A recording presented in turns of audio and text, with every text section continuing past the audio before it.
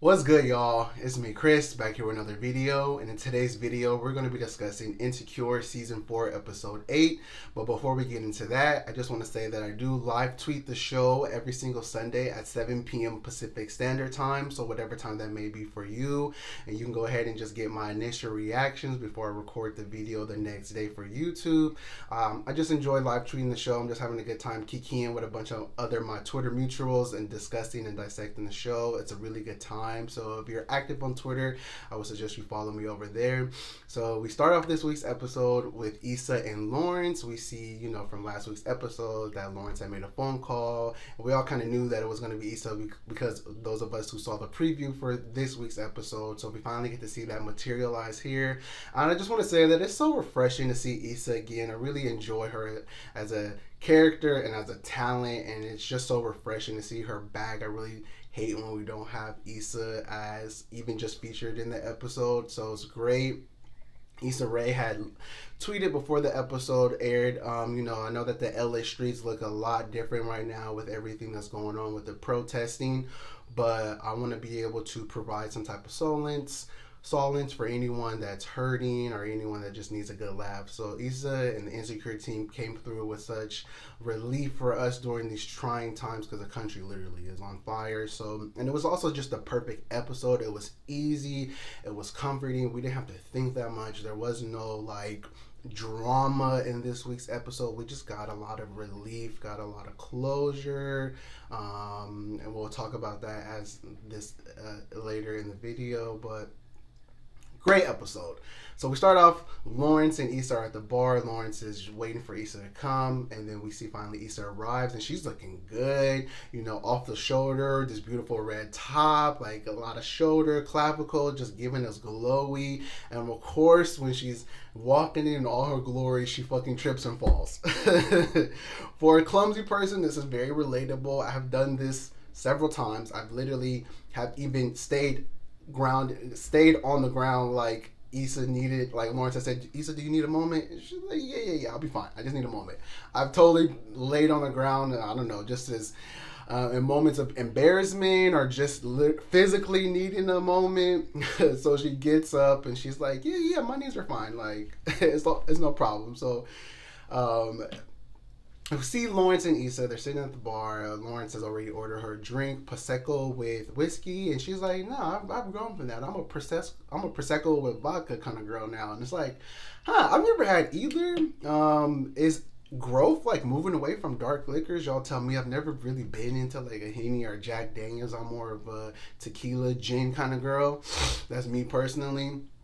Also, I never would think of vodka as being an upgrade because vodka tastes like rubbing alcohol. You put that on your scars for them to heal. Vodka's gross. Y'all can fight me in the comments below, but that is nasty. So anyway, she's changed her drink now, has grown to Prosecco with vodka. So they ordered that. They're realizing it's pretty loud in the bar. There's a lot of noise going on. A Lizzo concert just went out, just let out, and they really can't get down to what needs to be discussed. So they move location. They go to a restaurant that Lawrence and Issa had always wanted to try. Lawrence slightly flexes on Issa and orders an Uber Black. I'll say that I went to Europe last year, and in Rome, Italy specifically, they don't have Uber X's because you need a town car license to operate on the platform. So the only vehicles that they have available are Uber Blacks. So we're like going 2 miles to the local pizzeria and fucking style. I was like, this is just unnecessary.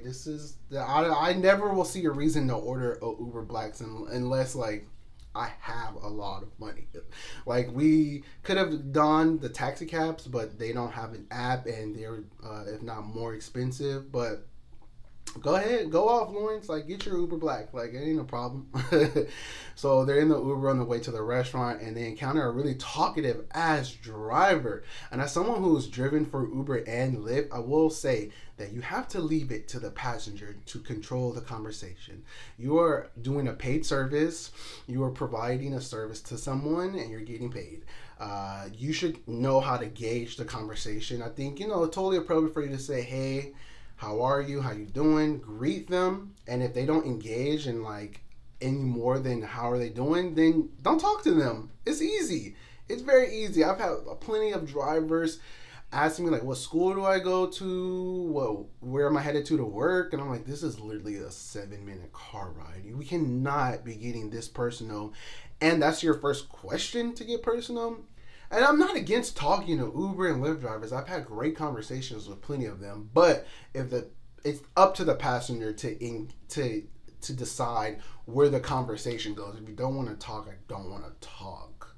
I don't know why people don't get that. I see it maybe as a way of getting a tip. Maybe you think that you're providing a better service, but really you're providing the service I would like is for you to all up in their business. All up in their business.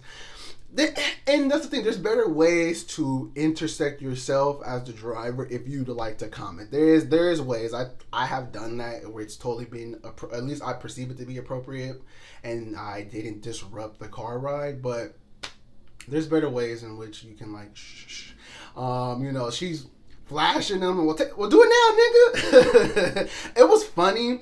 I've never encountered like people not respecting my boundaries to that level. I know this is a show, so they may have been doing some things for comedic purposes, but I don't know. I have heard people have like horrid Uber and Lyft rides. So y'all let me know like if anybody has ever drawn the line to y'all, like really just crossed the line as far as like inappropriateness in this car ride. So we get to the restaurant, and somehow it comes up that like, oh, you been here before? And he's just like, oh yeah, I've been here. I didn't want to. You were really excited to come here, and he's like, hey, like no eggshells, like be honest, like we're not half stepping today. And I was like, ooh, okay, nice. So they sit down. Finally, Lauren gets to talk to Issa because Issa must have asked Lawrence like 3 times over this episode, like, what do you want to talk about? Like, I got a cute and dressed up. I need to know if I need to make a cute exit and get other plans. At least that's what I've been thinking. So he sits down and just says like, like what happened? What happened between us? And we all know that this is fueled by Condola. Like, he would have never even been thinking to explore this if Condola hadn't brought this to his attention. So it's got him like, he's been having this lingering thought of like, what if, like, why did we get to our place in our relationship? And so really what they come down to this conclusion is that Lawrence just never held himself accountable. He said that once Issa cheated, it was just easy to blame her. But this whole entire time, he was becoming more recluse, more like a hermit. He was just internalizing everything and wasn't open to her. Issa said, like, yeah, I cheated on Daniel, but it wasn't something that I was happy about. It's never something that I wanted. It was always because, like, I just wasn't getting anything from you. I tried to be open to you. I made room for you to talk, and you just never were there. You just didn't. It's almost like as if you didn't value me. And I thought that was really good. I was getting a lot of these conversations, and these scenes are so good. I love these vulnerable, intimate conversations. It reminds me of the episode in which Issa was talking to her brother, the Thanksgiving episode. I think, Issa's like this is a comedy, and Issa presents herself as more comedic actress, but I think she really does a really good job in these like dramatic parts, and I think that she should explore more of that. She's very tender, just very sweet, she's very thoughtful in her performances and in her performance, and so I definitely I leaned into it more just from their performances. It was really good. I loved it so much. And so we're getting a lot of like closure. We're getting a lot of answers. You know what I'm saying? We're getting finally these.